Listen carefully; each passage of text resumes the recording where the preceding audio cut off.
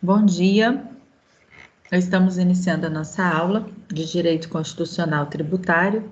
Hoje nós vamos falar sobre planejamento tributário. Na aula passada eu já havia falado um pouquinho com vocês sobre a nossa avaliação parcial, que a nota da avaliação parcial será atribuída de acordo com a realização das atividades do portal. Então, você realizando a atividade do portal até dia 1º de junho, será atribuído a nota parcial relativa a essas atividades realizadas. Então, eu peço, para vocês, nós temos aí uma semana para estar realizando essas atividades, então, que tenhamos pressa, em realizar, porque chega nos últimos dias, fica mais complicado o acesso ao portal. É muita gente acessando ao mesmo tempo e nem sempre nós conseguimos acesso no momento em que desejamos. Planejamento tributário. Planejamento tributário está relacionado à organização do empresário ou da pessoa física para pagar tributos.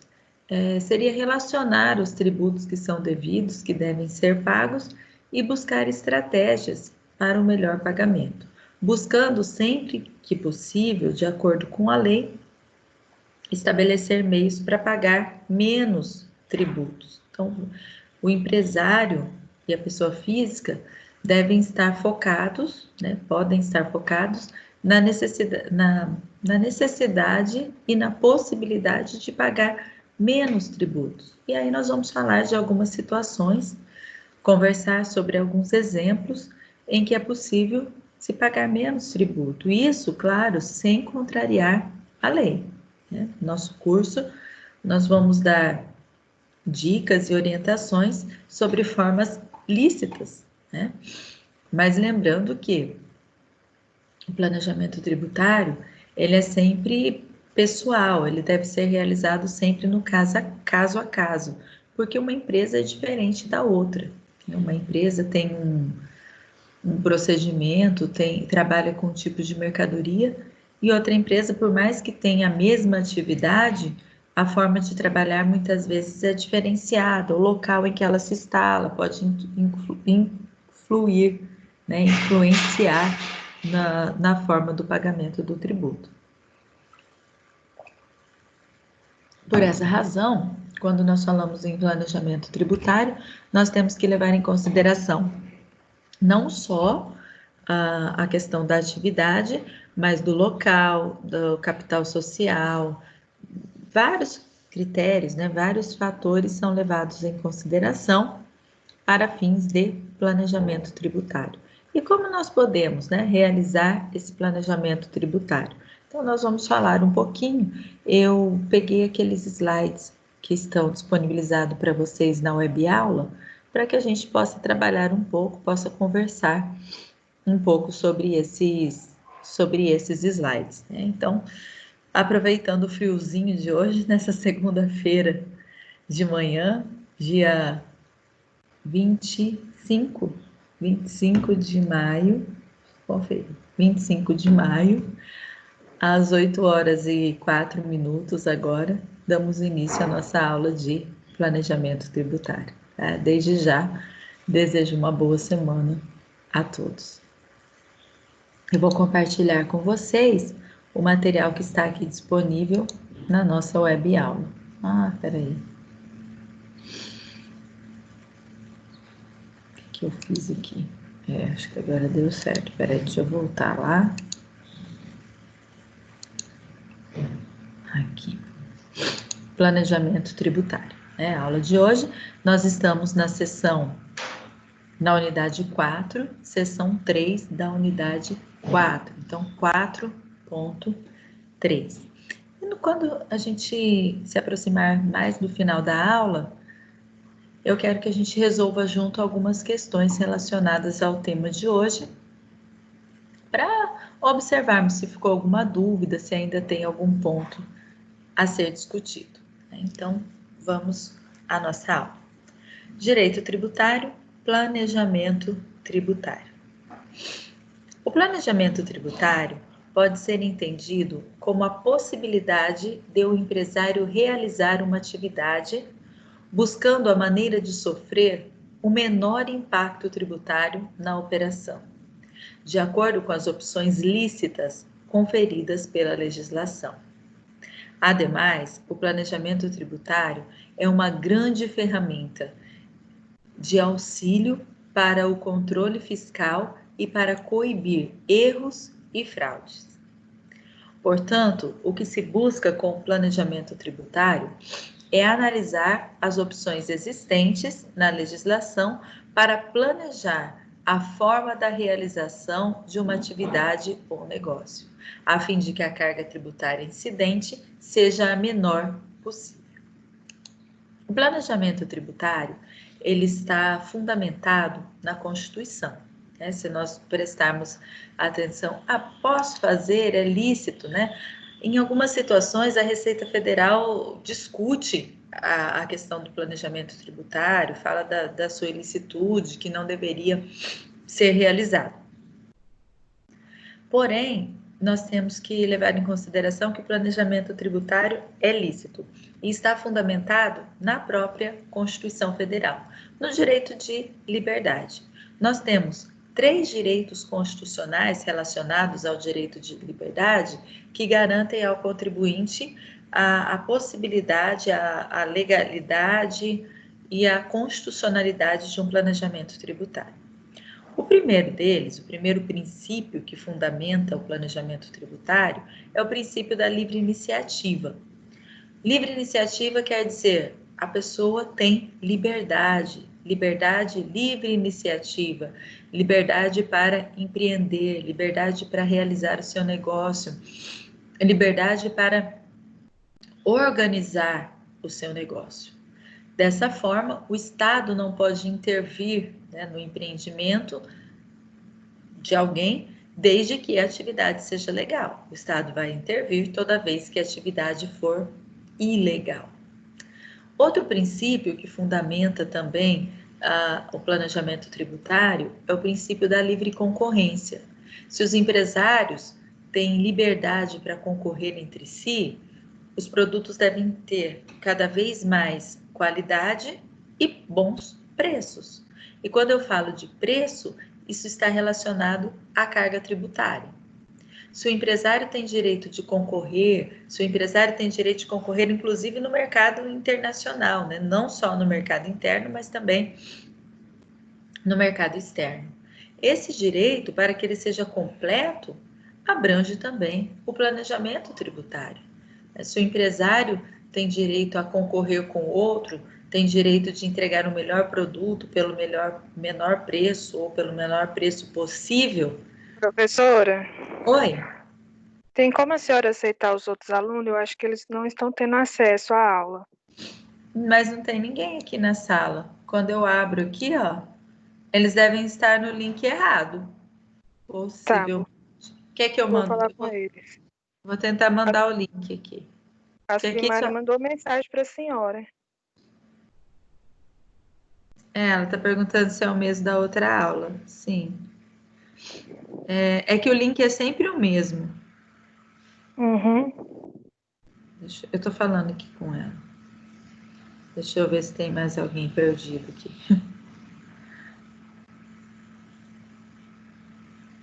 Então o link está errado. Peraí.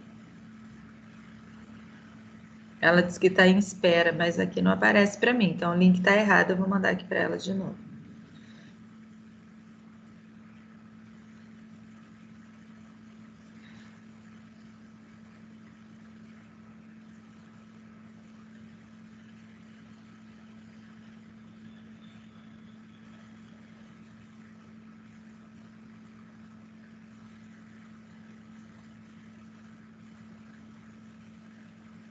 Pronto. Eu enviei aqui para ela de novo, que eu havia enviado na aula passada. Espero que dê certo agora. Nós vamos continuando a partir... porque aqui eu entro na sala, a hora que você entrou, já apareceu aqui para eu liberar.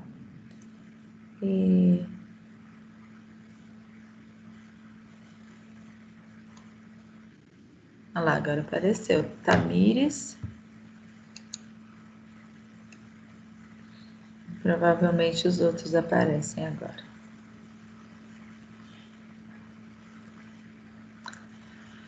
Ó, Gustavo. Luiz.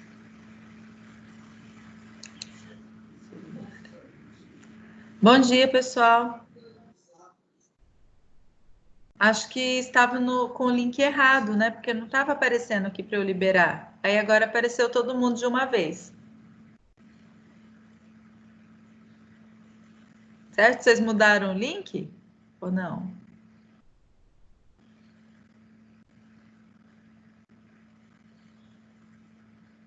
Bom, alguém já saiu aqui de novo.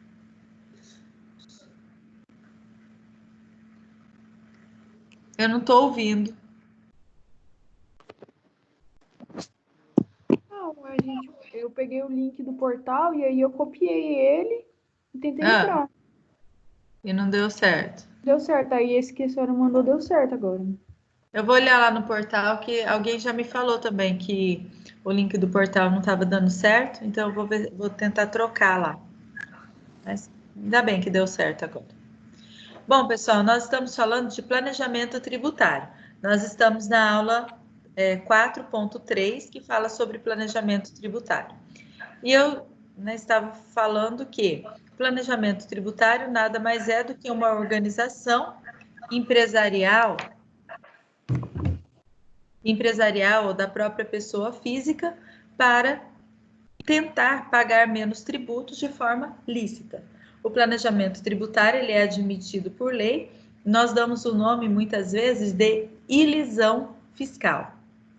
Nós chamamos de evasão fiscal quando alguém tenta de forma ilícita diminuir a carga tributária, evasão fiscal quando alguém tenta de forma ilícita diminuir a carga tributária, e ilisão fiscal quando o empresário faz um planejamento tributário de forma lícita para pagar uma menor tributação. Eu falo empresário porque normalmente quem faz planejamento tributário é a pessoa jurídica, mas nós temos situações aqui no nosso livro mesmo, tem uma situação específica de uma pessoa física que faz um planejamento tributário para pagar menos tributo.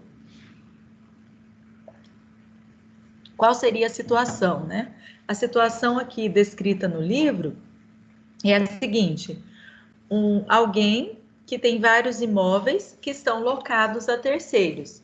E quando faz a declaração do valor dos aluguéis recebidos mensalmente, gera uma carga tributária alta, uma carga tributária de 27,5% sobre os aluguéis recebidos. E essa pessoa está lá na situação problema, né, do livro de vocês. E essa pessoa procura o seu escritório dizendo que deseja pagar uma tributação menor. E aí você, como advogado, qual orientação poderia dar, né, para esse contribuinte nessa situação? E aí o livro traz a resposta também. Então, qual seria a situação possível? Nesse caso de uma pessoa física que paga uma grande quantidade de aluguéis, ou melhor, que recebe aluguéis e em razão disso paga uma grande quantidade de imposto de renda sobre essa renda de aluguéis que está sendo recebida, a pessoa pode constituir uma holding para administrar o seu patrimônio. Ela pode ter um formato de sociedade limitada, se a pessoa tiver um sócio, ou pode ser constituído na modalidade de EIRELI. EIRELI é empresa individual de responsabilidade limitada. É a possibilidade de alguém constituir uma empresa sem um sócio, né? Ser empresário sozinho. Então, nós temos essas duas possibilidades de constituição de holding. E aí, qual a consequência disso? Uma vez a pessoa física, né, não tendo mais todo o patrimônio em seu nome, mas transferindo o patrimônio para a holding, a carga tributária fica menor, porque a pessoa jurídica não paga 27,5% de imposto de renda. A pessoa jurídica paga, em média, 13% de imposto de renda. E a pessoa jurídica paga efetivamente sobre a sua renda e não sobre o seu faturamento bruto. As pessoas físicas pagam imposto de renda sobre toda a receita que recebe. Então, a pessoa jurídica ganha salário, recebe aluguel, recebe uma doação, ganha na loteria, vai pagar imposto de renda sobre tudo e direto, sem descontar os gastos que você tem. Se eu tenho um imóvel, por exemplo, eu tenho um gasto mensal com esse imóvel. Eu posso ter a administração de uma imobiliária que eu pago mensalmente, eu tenho o pessoal da limpeza que vai lá e mantém esse imóvel limpo, eu tenho alguma manutenção, uma porta que quebrou, o chuveiro que trocou. Então, são situações que geram para o proprietário custos, gastos. E esses gastos não são abatidos, quando eu levo em consideração a pessoa física, não são abatidos do imposto de renda. Enquanto uma pessoa jurídica, ela só paga o imposto de renda sobre o lucro. Considera-se renda da pessoa jurídica o lucro e não o faturamento bruto. Quando eu transfiro esses imóveis, que era de uma pessoa física, para uma pessoa jurídica, no caso, para uma holding, quando a holding gasta com uma reforma do imóvel, isso entra como abatimento da base de cálculo do imposto de renda. O funcionário, né, da empresa que trabalha para manutenção do imóvel, também é abatido o salário dele da base de cálculo do imposto de renda. Imposto, pagou o IPTU do imóvel, não entra como renda, porque não é renda. Renda só é o lucro da empresa. Então, acaba que o valor do imposto de renda, ele acaba sendo bem menor. Enquanto nós, pessoas físicas, a gente pode pagar aluguel, IPTU, IPVA, nada disso é abatido da base de cálculo do imposto de renda. Então, nós recebemos, qualquer dinheiro que nós recebemos, nós pagamos imposto de renda sobre ele, sem que possamos abater os nossos gastos.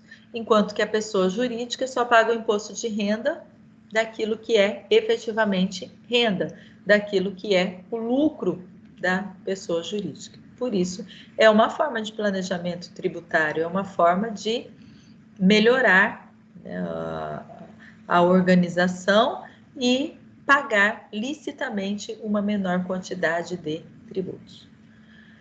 Nós só falamos em planejamento tributário quando a forma utilizada ou o meio utilizado para efetuar o pagamento de uma menor quantidade de tributos seja lícita. E essa forma é chamada de elisão fiscal. Elisão fiscal. Eu estava dizendo que nós temos 3 princípios constitucionais que fundamentam o planejamento tributário.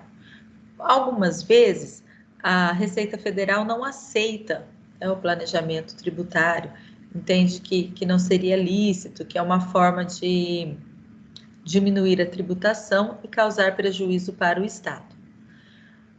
Para essas decisões, para esse entendimento da Receita Federal, nós temos a seguinte fundamentação.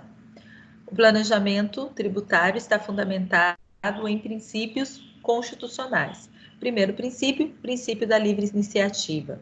Se a Constituição Federal me dá a possibilidade, me dá o direito de empreender, de ter liberdade para abrir um negócio, para ter um empreendimento, para vender o que eu quiser e para ganhar dinheiro com isso, essa livre iniciativa não pode ser limitada pela impossibilidade do planejamento tributário.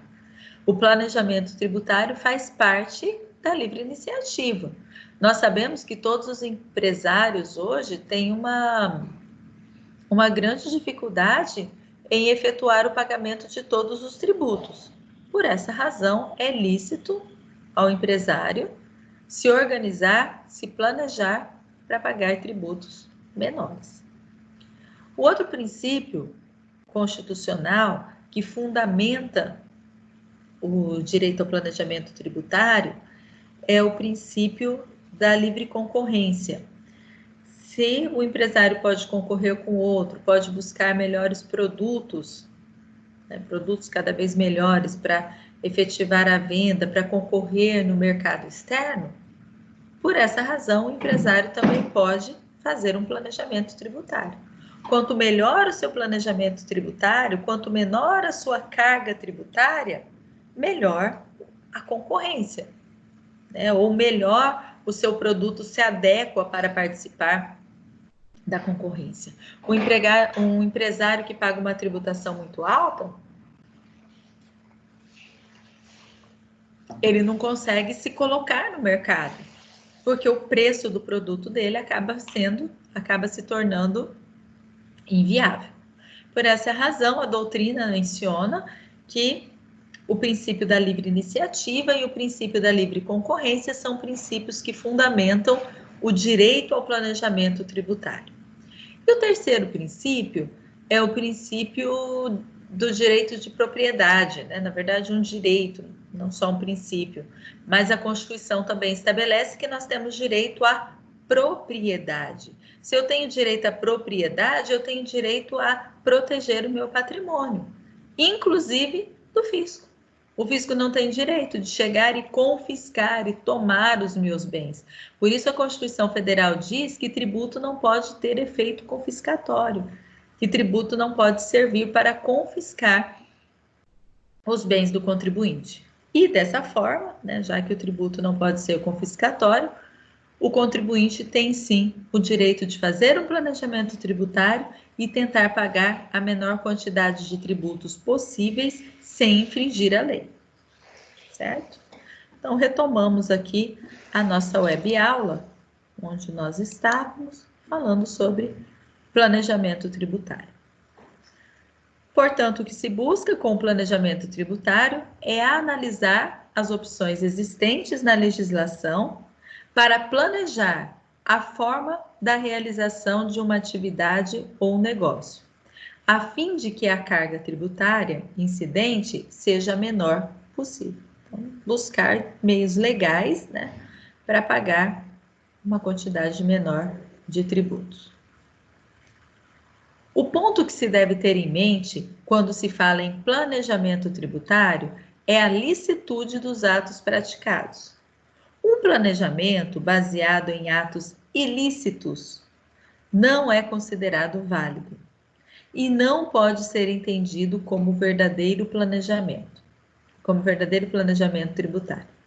Por tal motivo, é que existe uma grande diferença entre as expressões elisão fiscal e evasão fiscal.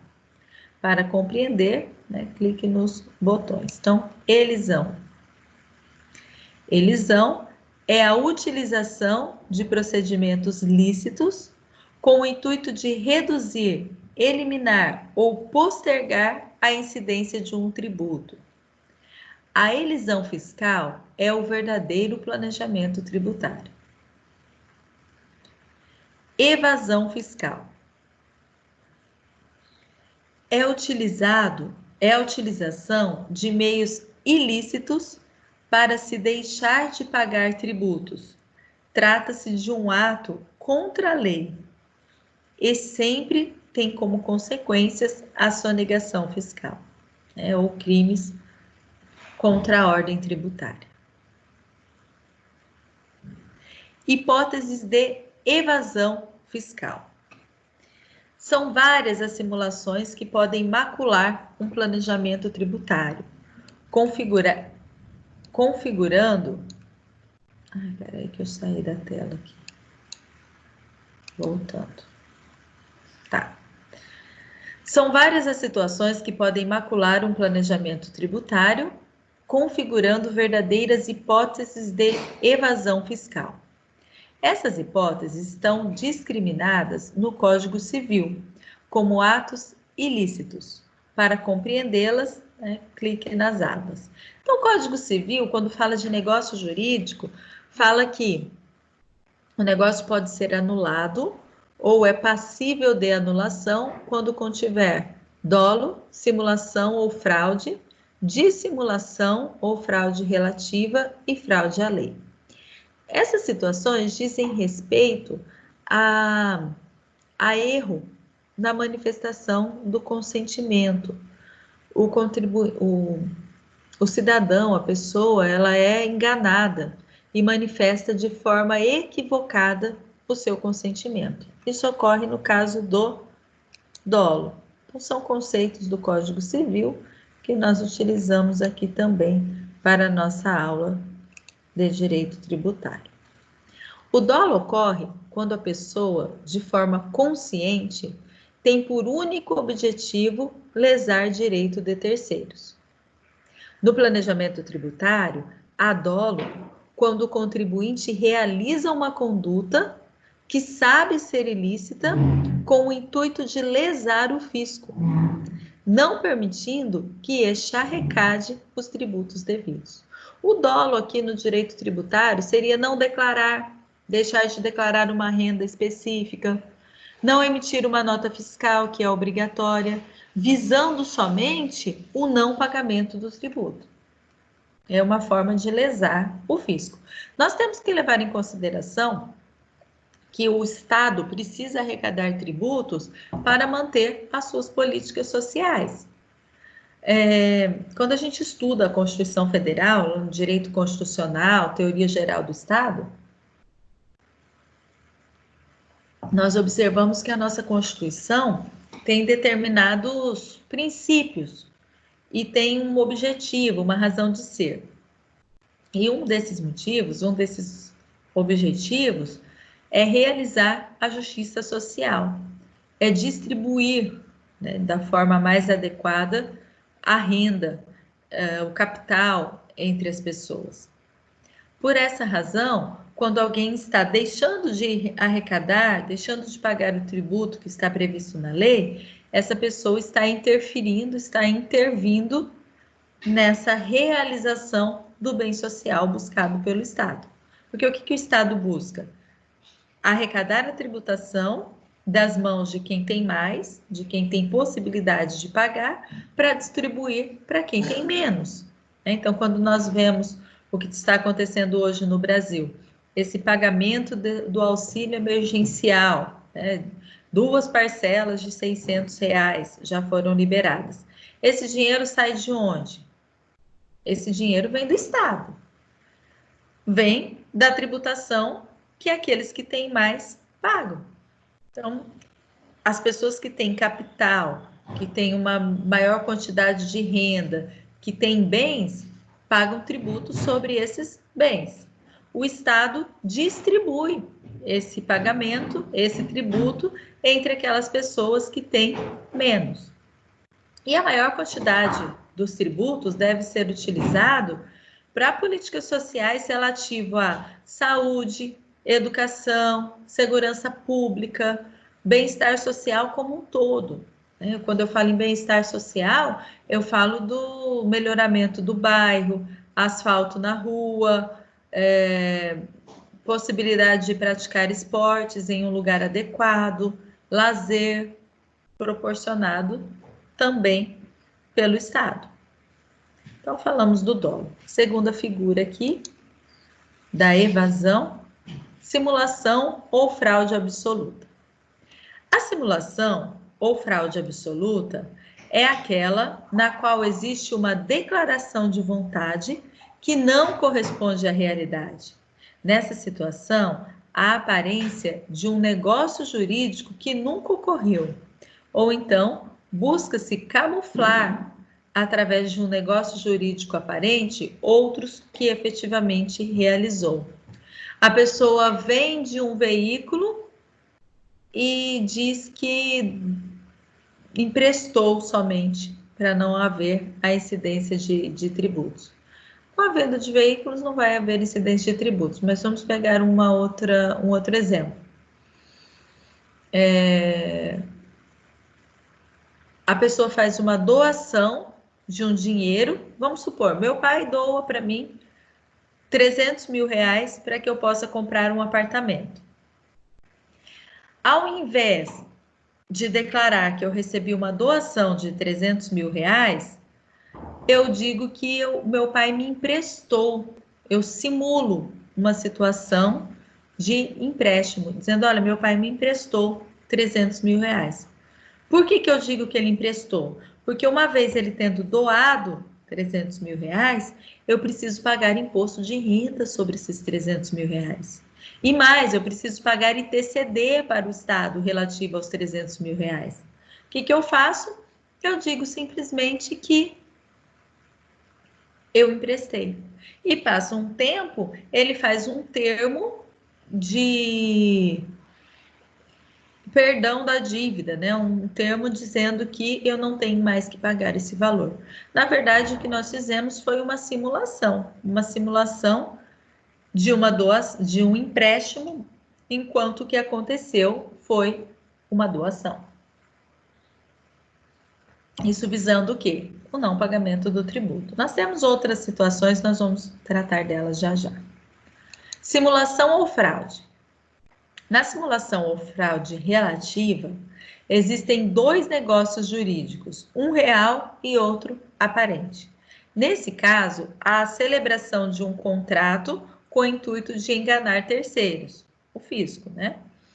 Esse documento é ocultado por outro contrato diferente do verdadeiro. Na verdade, essa situação aqui seria a fraude relativa, né?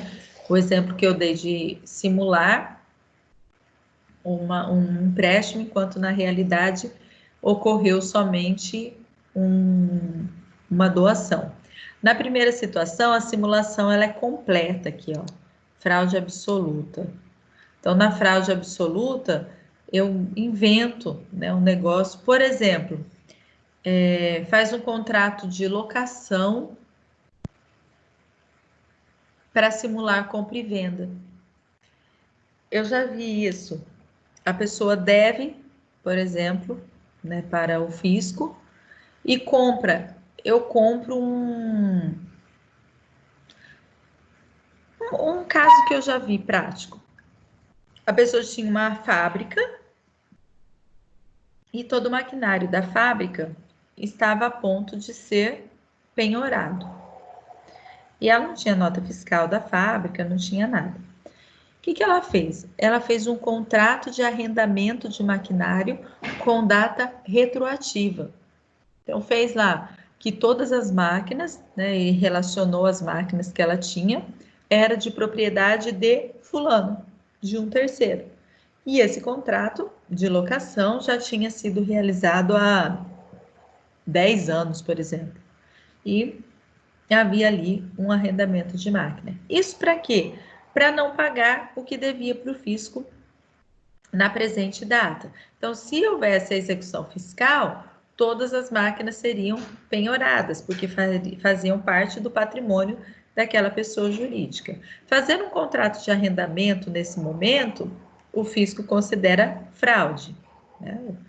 Você fez um contrato de arrendamento agora, já tem as máquinas há tanto tempo. Então, o que eles fizeram? Fizeram um contrato de arrendamento com data retroativa, dizendo que esse contrato de arrendamento já existia há 10 anos. Simularam um negócio para evitar a perda aí do patrimônio, né, para que o fisco não pudesse encontrar o patrimônio. Mas, às vezes, a fraude pode acontecer também para evitar o pagamento do tributo. Eu tenho, por exemplo, um contrato de locação, contrato de aluguel, e eu digo que é um comodato, que o bem está simplesmente emprestado e eu não recebo aluguéis com esse contrato. Aí seria também uma simulação relativa. E a quarta situação aqui, fraude à lei. Existe uma lei que não autoriza o contribuinte a realizar determinado ato, mas ele... Oi? Eu fiquei um pouco confusa. O exemplo da simulação ou fraude absoluta seria o caso da doação no lugar do empréstimo? Como é que é? Eu fiquei um pouco confusa com os exemplos. Da fraude absoluta é o exemplo do contrato de arrendamento. Ah, sim. Fraude... Não. Na verdade, você tem razão.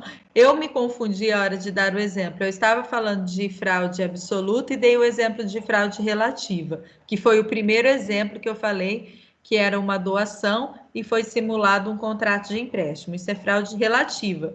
E eu tinha dado o exemplo quando eu falei de fraude absoluta.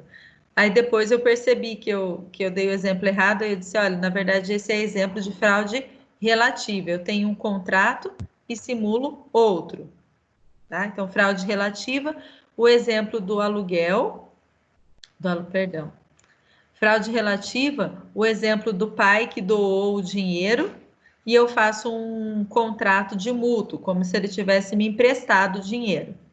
O exemplo da fraude absoluta é o contrato de locação de maquinário, quando na verdade não existe nenhuma locação ali. Eu tenho meu patrimônio, as máquinas são minhas.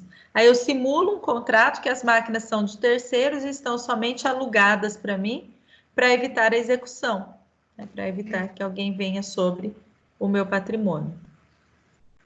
Certo? Entendi. Na verdade, eu que fiz confusão mesmo. Eu confundi as duas aqui, era o que eu estava falando. Fraude à lei. Na fraude à lei, existe uma lei que não autoriza o contribuinte a realizar determinado ato, mas ele a contorna e tenta se subsumir a outra legislação com o intuito de atingir a mesma finalidade. Esse exemplo aqui, a doutrina diz assim: olha, a lei proíbe determinado ato e o contribuinte usa uma lei que permite uma outra situação para driblar, né, para não cumprir aquela proibição. E aí o exemplo que tem no livro de vocês é de uma situação, um exemplo, né? Existe uma lei federal proibindo a importação de veículos. Aí o que o contribuinte faz? Importa as peças do veículo e monta o veículo no Brasil. Na verdade, o que ele fez? Ele importou o veículo, porque ele não importou uma peça ou outra, ele importou todas as peças relativas ao veículo.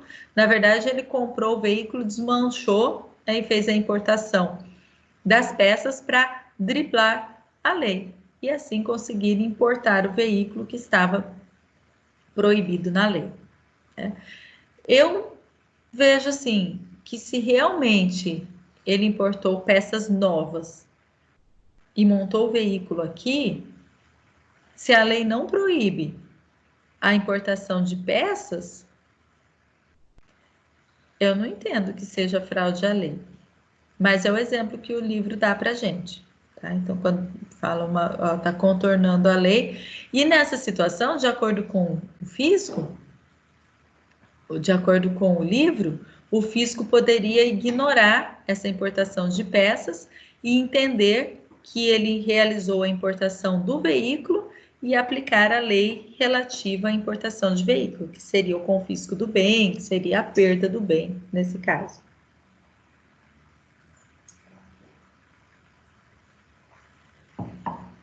Depois a gente pega uns outros exemplos no livro, que estão bem interessantes também. Eu gostei dos exemplos que o livro trouxe.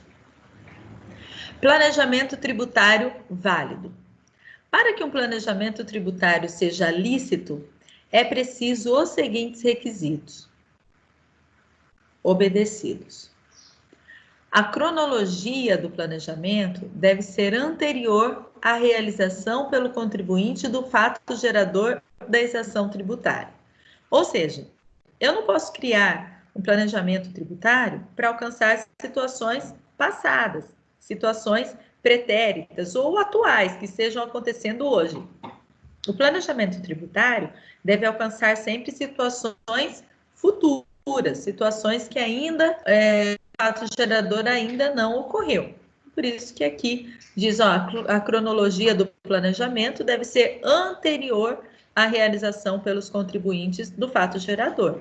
Né? Eu vou planejar aquilo que ainda não ocorreu. Os atos, tá? Segundo ponto aqui.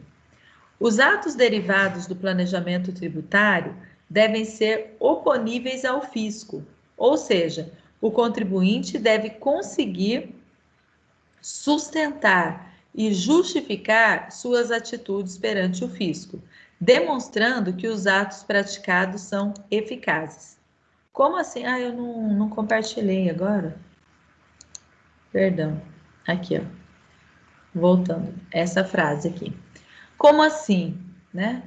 O contribuinte ele deve demonstrar que o ato que ele está realizando não serve simplesmente para deixar de pagar o tributo. Esse ato de deixar de pagar o tributo ou pagar uma menor quantidade de tributo, ele é uma consequência do negócio realizado. Então, o ato realizado pelo contribuinte, ele tem finalidade econômica, negocial, social, que vai trazer benefícios para a empresa. E um desses benefícios, uma dessas consequências, é a redução da carga tributária. Mas não é só isso, né? O entendimento do fisco é que quando o contribuinte toma uma atitude que visa somente a diminuição da arrecadação, está cometendo uma fraude, né? Está cometendo uma evasão fiscal. É o que está aqui na próxima frase, né? Não se pode criar um planejamento cuja única intenção seja pagar menos tributos. Eu tenho aqui que justificar para o fisco o porquê do meu planejamento. O contribuinte deve demonstrar ao fisco que está realizando o planejamento tributário com o intuito financeiro, econômico, operacional ou administrativo decorrente da sua atividade, e não que tem simplesmente, né, que o seu único objetivo é somente a diminuição de tributo. Particularmente, eu não concordo. Por quê? Se o contribuinte tem a única finalidade de pagar menos tributos, mas não realiza nada ilegal, eu não vejo por que não poderia realizar o planejamento tributário. Exemplo, nós vamos falar daqui a pouco, o livro fala também para a gente, da offshore. Né? A offshore são aquelas empresas que se instalam em paraísos fiscais, onde não há cobrança de tributação e também há um bloqueio de informações para o fisco. Os paraísos fiscais não são ilegais, tanto que eles existem e todo mundo sabe que eles existem. O que acontece, qual que é a ilegalidade, né? Quando a gente sabe, um político, um determinado deputado, sei lá, um parlamentar tem conta em um paraíso fiscal. O problema disso é que normalmente o dinheiro é remetido, é enviado de forma ilícita para o exterior. Normalmente, empresários e políticos enviam para o exterior, para esses paraísos fiscais, dinheiro que é objeto de ilicitude. Realizam algum crime de corrupção ou crime de qualquer coisa, né? De tráfico, de sonegação fiscal, não pagam tributo desse dinheiro e enviam dinheiro para paraísos fiscais. Então, essa é a grande questão, a grande ilicitude das contas em paraísos fiscais. Na realidade, não é o problema de ter uma conta em um paraíso fiscal, mas é o motivo pelo qual a pessoa quer ter a conta em um paraíso fiscal, que é esconder o dinheiro. Agora, o que é offshore? É uma loja, um estabelecimento, um empreendimento que funciona em um país onde não é cobrado tributos, onde não existe carga tributária, em um paraíso fiscal. O simples fato de ter uma loja em um paraíso fiscal, eu não vejo como ilegalidade. É uma escolha. Eu posso escolher fazer um planejamento tributário cujo único intuito é pagar menos tributo. Se eu tiver um meu empreendimento aqui no Brasil, eu vou pagar, sei lá, R$1 milhão em tributos por mês. Eu vou para um paraíso fiscal e não pago tributos por mês, nem por ano, nem nunca. Isso vai gerar uma melhor rentabilidade no meu negócio? Vai. E isso está de acordo com o princípio da livre iniciativa. Eu mudo de endereço somente para obter benefícios fiscais do meu novo endereço. A meu ver, isso não tem nenhuma ilegalidade em realizar isso. A ilegalidade é abrir uma loja ou abrir um negócio em um paraíso fiscal para esconder um dinheiro que eu ganhei licitamente no Brasil. Isso sim. Agora, eu trabalho no ramo de... tem uma indústria de calçados. E aqui no Brasil eu pago uma tributação muito grande na minha indústria. Eu reúno meu patrimônio, declaro qual é o meu patrimônio, saio do país e mudo de endereço, vou morar em outro país, vou constituir o meu patrimônio, a minha empresa, o meu empreendimento em outro país onde eu não vou pagar tributos. Eu não vejo nenhuma ilegalidade. Porém, o fisco diz que se o único intuito do contribuinte for diminuir a carga tributária, sem levar em consideração o fim negocial ou econômico ou social, haveria uma evasão fiscal ao invés de uma elisão fiscal. Ora, o simples fato de pagar menos tributo já é uma situação negocial considerável, levando em consideração que nós pagamos aí o empresário mais de 30% do seu faturamento ele paga em tributos, é considerável. Do ponto de vista negocial, mudar de endereço para pagar menos tributos, tá? Por isso eu não vejo como nenhuma ilegalidade. Mas não é esse o ponto de vista do fisco, tá? Estou colocando o meu ponto de vista e dizendo, olha, dá para brigar por isso judicialmente, mas o fisco entende diferente. O planejamento tributário sempre foi tema muito controverso no meio jurídico, pois aos olhos do fisco trata-se de uma operação suspeita, que visa unicamente lesar o erário. No entanto, o ato de se planejar faz parte dos direitos conferidos às pessoas jurídicas, às pessoas físicas e jurídicas, garantido inclusive por princípios constitucionais. Então, como nós mencionamos, né, princípio da livre iniciativa, princípio da livre concorrência e direito de propriedade. Assim, o fisco não pode presumir a ilicitude quando o contribuinte agiu de acordo com a lei e praticou a elisão fiscal de forma... Ai, ficou tampado aqui, ó. De forma lícita, né? Imagino que esteja aqui. Aqui tem um vídeo do final da unidade, mais ou menos uns 5 minutos. Eu não sei se eu colocar aqui, se vocês têm acesso ao som. Se não estiver saindo som, aí vocês me avisem que eu vou tirar, né? Dá para ouvir?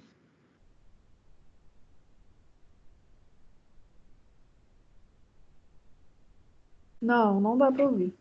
Não? Então, depois vocês assistam, tá, gente? Esse vídeo está lá na seção 3.4, né, do livro de vocês. Lá no finalzinho, sempre tem um livro, sempre tem um vídeo de encerramento da sessão. Então, eu acho bem interessante que vocês assistam, né? Esses vídeos são curtinhos e são bastante instrutivos. Como vocês vão realizar mesmo as atividades do portal? Até porque faz parte da nossa prova parcial. Então, quando entrarem lá no portal, aproveitem e dêem uma olhadinha no vídeo.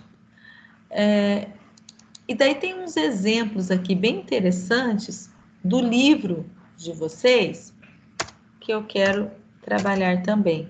Tem uns exemplos mais claros sobre ilisão, evasão, a questão da fraude. Eu vou compartilhar aqui com vocês. Deixa eu só achar aqui.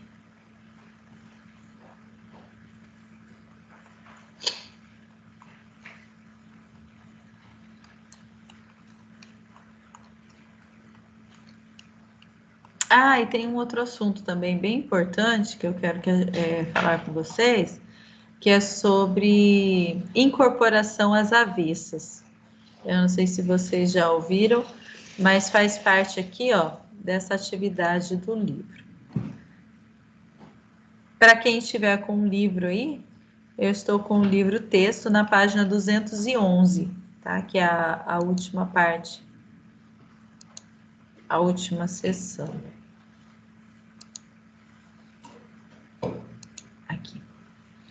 Bom, então essa é a seção 4.3, né?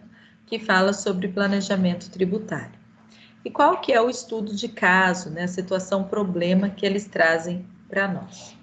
Então, todos os contribuintes são livres para planejar suas atividades e operações das melhores formas que entenderem.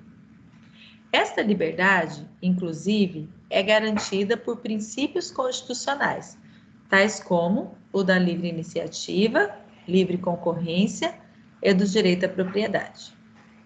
Sabemos a complexidade do sistema tributário no Brasil. Por esse motivo, é lícito aos contribuintes efetuarem planejamento nos mais diversos campos de atuação. Justamente nesse ponto é que está a possibilidade de o contribuinte realizar planejamento tributário, buscando, dentre outros objetivos, a economia lícita de tributos incidentes na operação da pessoa jurídica. Desta frase, existem 2 pontos que deverão ser observados. O primeiro diz respeito à economia lícita de tributos. Isso quer dizer que, para o planejamento tributário ser válido, os atos do contribuinte que resultarão em diminuição da carga tributária devem ser lícitos, ou seja, deve existir uma elisão fiscal. Elisão fiscal, portanto, pode ser entendida como sinônimo de planejamento tributário, que é a redução lícita da carga tributária incidente sobre determinada situação. Atos ilícitos não são permitidos pelo ordenamento jurídico e maculam qualquer planejamento que se pretenda fazer. Neste caso, o chamado evasão fiscal é composto justamente desses atos fraudulentos, que levam à sonegação dos tributos devidos. O outro ponto que merece destaque é que a economia tributária deve ser uma das consequências resultantes do planejamento tributário. Então, uma das consequências e não somente, né? Em outras palavras, planejamento tributário cujo objetivo seja tão somente a diminuição de tributos, não é aceito pelo fisco. Por esse motivo, o contribuinte deve demonstrar o propósito negocial que o levou a realizar o planejamento pretendido, o qual ocasionou, entre outras consequências, a redução da carga tributária incidente sobre a operação. Por fim, analisaremos as empresas offshores constituídas em paraísos fiscais, que conferem vários benefícios às pessoas jurídicas que se instalarem em tais locais. A utilização de offshores sempre gerou muita desconfiança na Receita Federal. Tem alguém querendo entrar aqui na aula? Deixa eu só abrir. Pronto. A utilização de offshores sempre gerou muita desconfiança na Receita Federal, tanto que o órgão apertou o cerco contra esse tipo de empresas e criou legislação específica sobre o tema, para tentar coibir fraudes e simulação. O tema do planejamento tributário é muito atual e bastante controvertido, pois não existe um produto pronto para ser aplicado às empresas. A máxima, cada caso é um caso, aplica-se perfeitamente a essa situação, uma vez que cada empresa demanda um estudo específico e soluções próprias, motivo pelo qual sempre há grande insegurança jurídica, pois não se sabe como a Receita Federal agirá sobre o planejamento realizado pela pessoa jurídica. É muito importante conhecer as especificidades de cada caso, a fim de encontrar a melhor solução, conhecendo a legislação de forma bastante sistêmica, para analisar e compreender a melhor situação a ser adotada pelo contribuinte, que resulte em uma economia lícita de tributos. Com todos esses conceitos em mente, você terá que elaborar um parecer, após analisar diversas situações de planejamento tributário julgados pelo CARF, principalmente em relação ao problema enfrentado pelas empresas A e B. A empresa A é uma empresa lucrativa, tendo lucro acumulado nos últimos exercícios, ao passo que a empresa B é deficitária, pois acumulou prejuízos nos anos anteriores. Ambas as empresas estão pretendendo unir forças para se tornarem mais competitivas no mercado em que atuam. Ocorre que a empresa B tem uma ação na Justiça que declarou a inexigibilidade de certos tributos em uma situação específica de sua atividade. Enquanto que a empresa A, na mesma situação, continua realizando os pagamentos de tributos, supondo, por exemplo, que a questão seja sobre a incidência de COFINS sobre os recursos financeiros, tá? Sobre os recursos financeiros. A pergunta que se faz e que você deverá responder em forma de parecer é a seguinte: é possível realizar um planejamento tributário entre as empresas A e B para que A, de plano, possa se utilizar da coisa julgada que determinou o não pagamento do tributo para a empresa B? Entenderam a pergunta, gente? Eu tenho a empresa A e a empresa B. A empresa A está tendo lucro, a empresa B está tendo déficit, está tendo prejuízo. Elas resolvem se juntar para fins negociais. Porém, a empresa B tem uma determinação judicial, uma liminar, né? Uma decisão judicial estabelecendo que ela não precisa pagar um determinado produto. Aqui diz, vamos supor, né, que seja o COFINS. E a empresa A não tem decisão judicial nesse mesmo sentido. E os empresários, proprietários das empresas A e B, querem se unir esforços para fins negociais, mas continuar usufruindo do benefício fiscal que a empresa B conseguiu judicialmente. E aí procuram o seu escritório, né, você como advogado, poderá ajudar a empresa A e a empresa B? Como eles podem resolver, né, essa questão?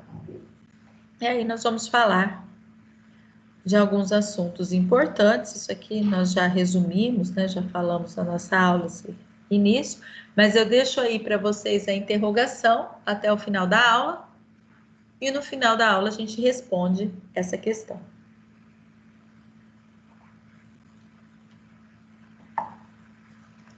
Aqui, ó, os exemplos, tá? Quando nós falamos do negócio jurídico, aqui, ó, do dolo, fraude, né? São várias as situações que podem macular um planejamento tributário, configurado verdadeiras hipóteses de evasão fiscal. Gravem isso, tá, gente? Evasão está relacionado à ilicitude e elisão está relacionado à licitude. Então, o planejamento fiscal, que nós chamamos de elisão fiscal, ele é lícito. E a evasão fiscal, ela se dá por meios ilícitos. Essas hipóteses estão discriminadas no Código Civil como atos ilícitos e são dolo à fraude, simulação, dissimulação e fraude à lei.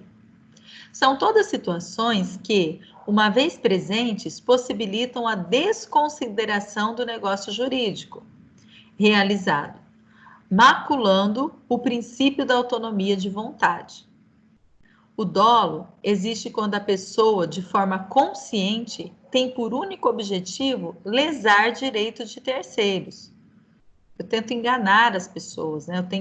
Realizo negócios jurídicos de má fé, com dolo. No planejamento tributário, há dolo quando o contribuinte realiza uma conduta que sabe ser ilícita com o intuito de lesar o fisco, não permitindo que este arrecade os tributos devidos. A simulação ou fraude absoluta é aquela na qual existe uma declaração de vontade que não corresponde à realidade.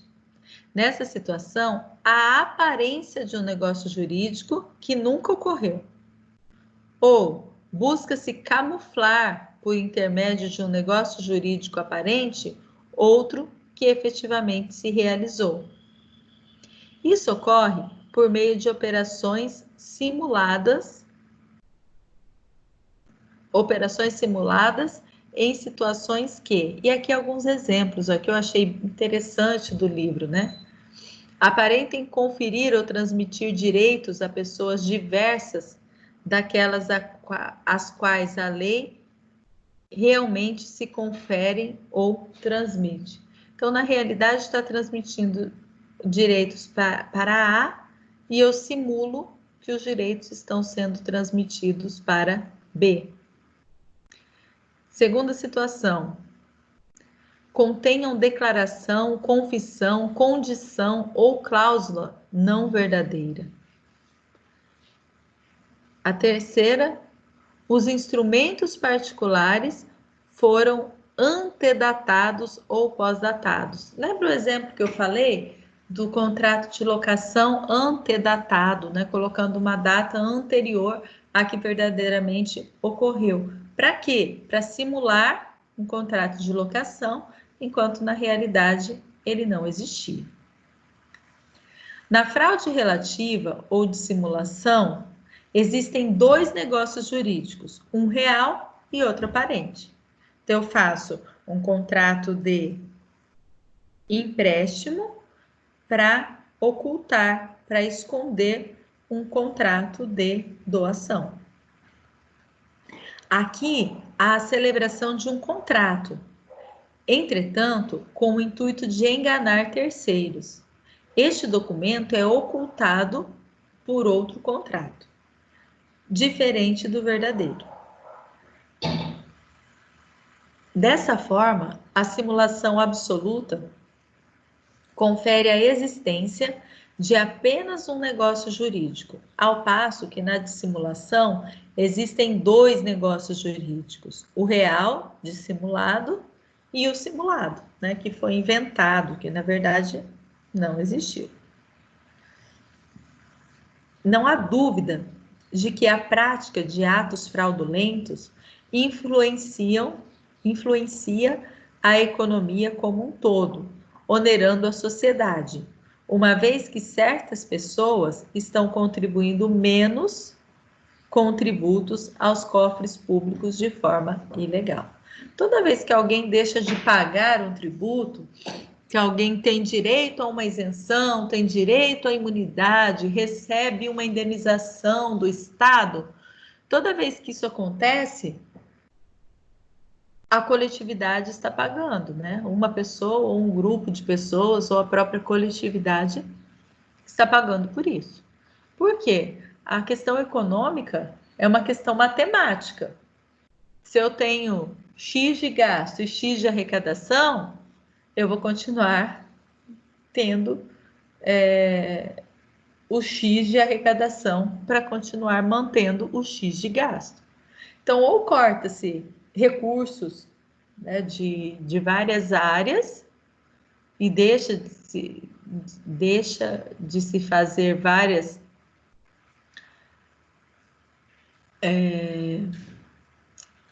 projetos, né, de se convalidar vários projetos econômicos, ou de inovação, ou relacionado à ciência, ou tem que arrecadar mais. Então, uma coisa ou outra. Se bem que tem uma terceira possibilidade aí, que o Estado sempre deixa de lado, que é a melhor gestão dos recursos, né? Infelizmente, no Brasil, nós temos uma péssima qualidade quando se fala em gestão de recursos. A nossa gestão é muito ruim, porque a arrecadação nós temos. Nossa arrecadação, ela é considerável, ela é boa, ela é grande, né? Lembra que antes de iniciar a quarentena, eu sempre falava para vocês do impostômetro lá na Lions, né? No cruzamento ali da Lions com a Dom Pedro. Agora, nem me lembro quando que eu passei lá pela última vez, né? Tem tanto tempo que eu nem me lembro. Mas enquanto nós ainda estávamos saindo de casa, toda vez que eu passava ali, eu prestava atenção no impostômetro. E ele marca a arrecadação de tributos estaduais, municipais e federais. A seguir são listados alguns exemplos de negócios viciados pela fraude.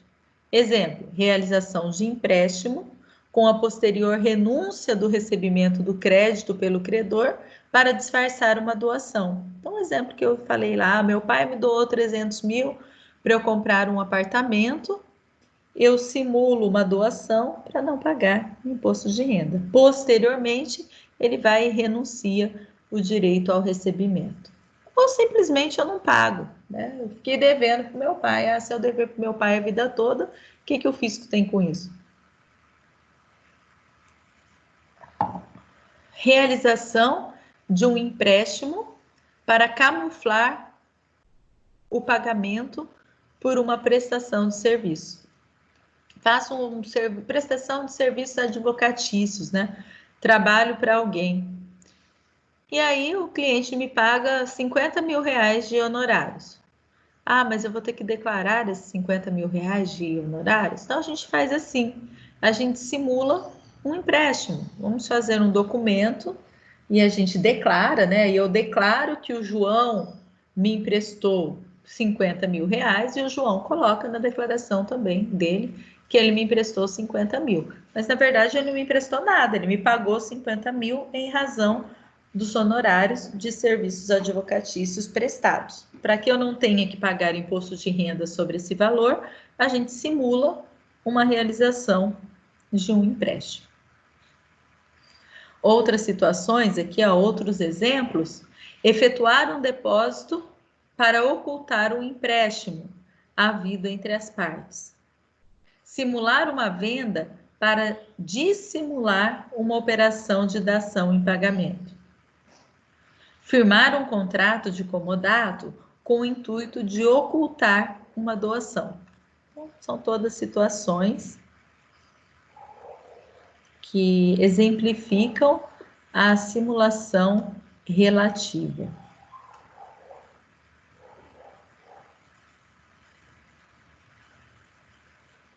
E o outro assunto que eu ainda gostaria de falar com vocês é a questão da offshore. Então, aqui tem uma explicação, né?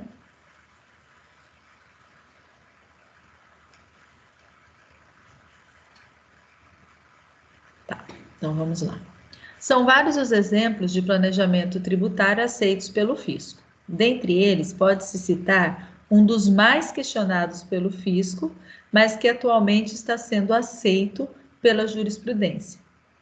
Trata-se da incorporação às avessas ou reversa. Presta atenção nesse assunto que eu achei bem interessante. Na verdade, para mim é uma novidade. Eu não tinha ouvido falar ainda dessa situação de incorporação às avessas ou reversa.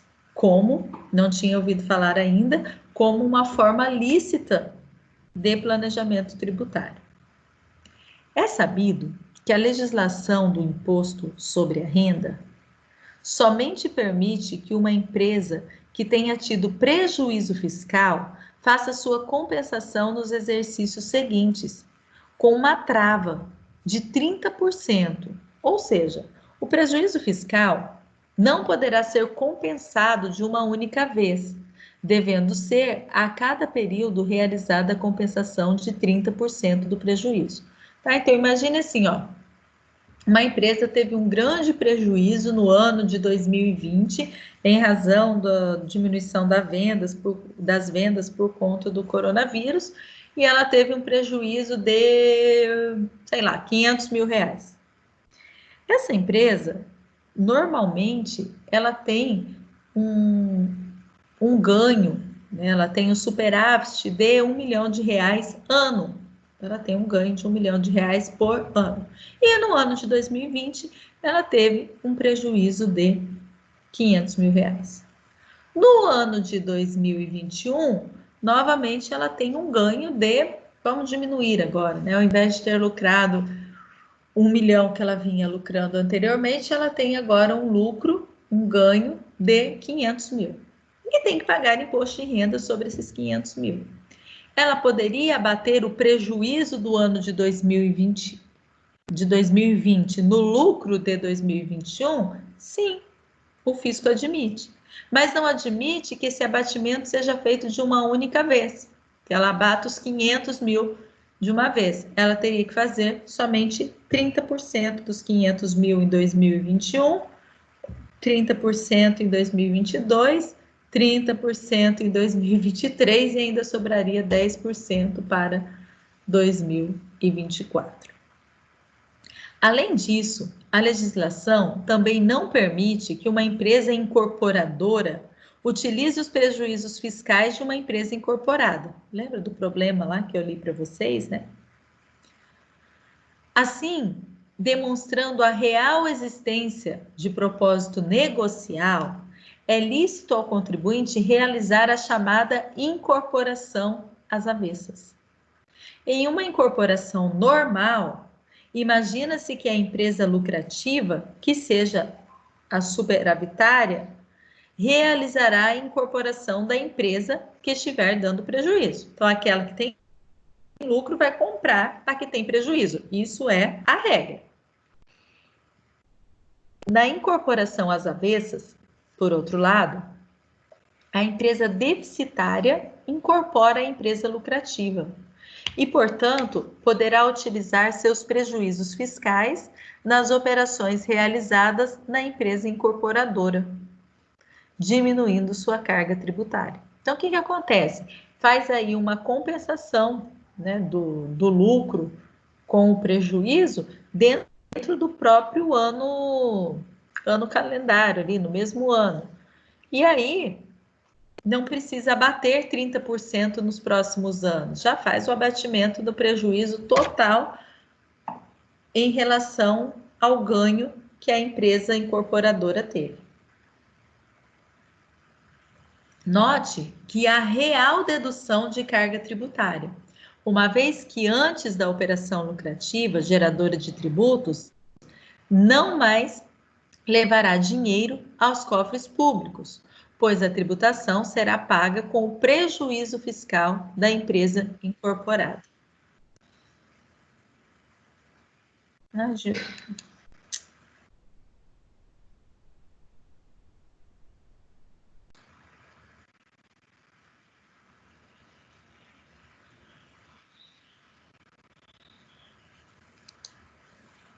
Deu um problema aqui de oscilação na internet, mas acho que já voltou, tá? Então, note que há real dedução da carga tributária, uma vez que antes uma operação lucrativa geradora de tributos não mais levará dinheiro aos cofres públicos, pois a tributação será paga com o prejuízo fiscal da empresa incorporadora. No entanto, como observado, não pode ser este o único motivo que levou as empresas a realizarem o planejamento tributário. É preciso demonstrar a existência de um propósito negocial, que é a justificativa financeira, econômica, administrativa ou operacional do negócio. A emenda transcrita a seguir, extraída do julgamento proferido pelo Conselho Administrativo de Recursos Fiscais, o CARF, demonstra a legalidade desta operação societária. Então, aqui só fazer uma observação sobre o CARF, né? CARF, Conselho Administrativo de Recursos Fiscais. Quando você faz um recurso para a Receita Federal e o seu recurso é indeferido, um recurso administrativo, você recorre para o próximo grau, que é o CARF, que é o Conselho Administrativo de Recursos Fiscais, né? Então, é o órgão que julga os recursos administrativos em segunda instância. E aí nós temos aqui uma jurisprudência do CARF. Imposto de renda, pessoa jurídica. Incorporação às avessas. Glosa de prejuízo. Improcedência. A denominada incorporação às avessas, não proibida pelo ordenamento, realizada entre empresas operativas e que sempre estiveram sob controle comum, não pode ser tipificado como operação simulada ou abusiva, mormente quando, a par da inegável intenção de não perda do prejuízo fiscal acumulado, teve por escopo a busca de melhor eficiência das operações entre ambas praticadas. Então, o que é incorporação às avessas, né? No exemplo que nós demos lá das empresas A e B, eu disse que a empresa A, ela é lucrativa e a empresa B é deficitária, ela está dando prejuízo. Ocorrendo uma incorporação, o normal seria que a empresa lucrativa comprasse a deficitária, mas pode acontecer da empresa deficitária comprar a lucrativa. E aí poderia usar, né, como no exemplo aqui do problema do livro, usar o crédito ou a decisão judicial, né? Nós falamos em decisão judicial.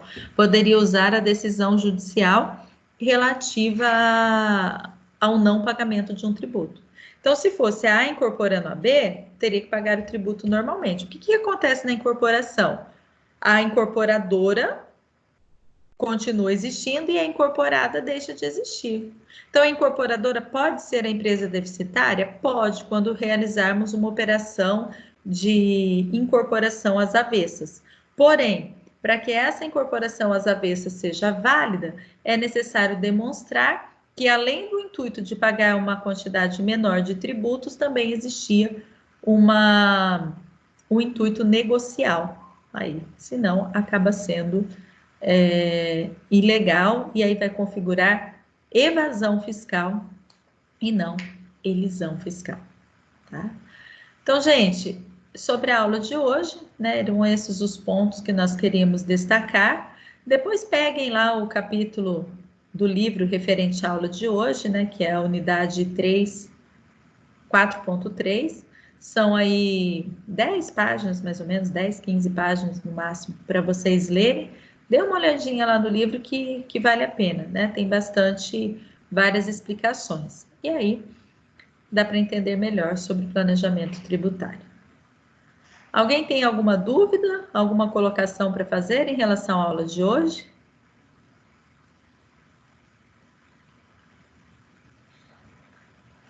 Pessoal, então nós encerramos por aqui. Eu vou ver se eu troco o link lá no portal, né? Deve ter algum problema daquele link do portal. Vocês podem continuar tendo acesso às nossas aulas por esse link, né, que eu enviei hoje, mas eu vou procurar também organizar para trocar lá do portal, porque, né, deve ter algum erro, porque quando vocês acessam por aquele link não dá certo, e quando acessam por esse que eu disponibilizei, está dando certo.